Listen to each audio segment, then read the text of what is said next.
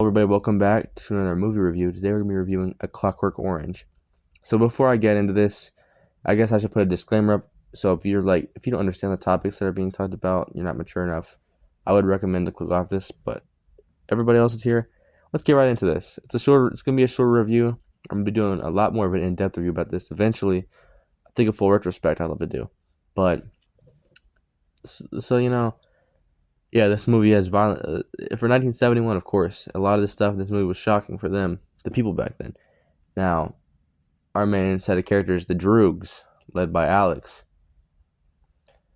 There's a scene which most of y'all probably know. First 6 minutes of the movie, where after the Droogs beat up the old drunkard, old guy on the side of the street, they go to this.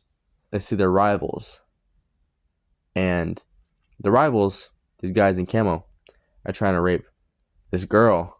And as soon as, the Droogs get there, they stop it. And a fight happens. But, they didn't just insinuate the rape. They showed the almost attempted rape of this girl.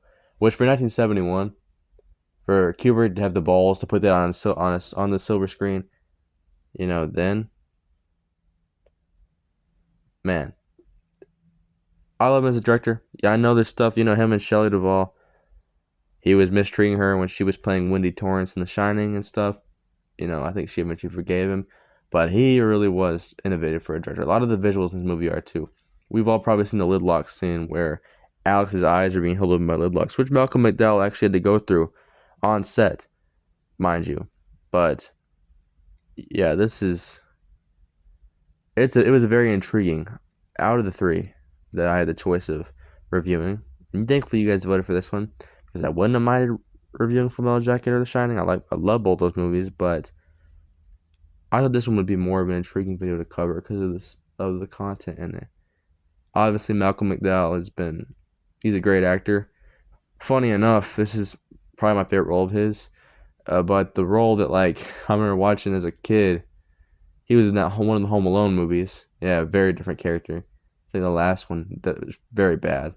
Not the first two. The first two were the only good ones. And then he was in the 2007 Halloween remake. Yeah. So definitely the best. On one hand, you got one of the worst Home Alone movies, who thankfully I preferred usually watching one in Lost in New York. And then he was in the pretty horrible remake of Halloween, which is a classic horror movie from 1978. And he got the pleasure of playing Dr. Loomis. But I think he does pretty good. Not as good as Donald Pleasant, but you can't really live up to the legend. But yeah, but the movie really does give this. A Clockwork Orange really does give a really interesting question. Is it better to let someone stay evil or forcefully make them good? Because it's not their own choice; they're not becoming good. And the prison system, as scary as this doesn't sound realistic in our time. There's probably definitely been some experiment over human time, and especially the past 100 years, to make some bad person become good. I'm pretty sure there's probably some documented one out there or something. And then most definitely this is going to come around more in the future, if a dystopia does come. Yeah, this is actually going to be reality. So, and for 1971, him warning this then, we're just coming off the Vietnam War. It's a very turbulent time in human history. We're coming off the peace movement. We're still in that, but there's a different society coming. Gone were the days of the 50s and 40s, stuff like that. The 60s, late 60s came, and don't mind that. That's my PC. But for the time it came out, it's very innovative, and that's why I want to give it 5 out of 5 stars. I mean, it may not be my favorite horror movie. It's not really a horror movie. It's more of a thriller. I won't say thriller. But it's not my favorite, but just the innovation and the visuals.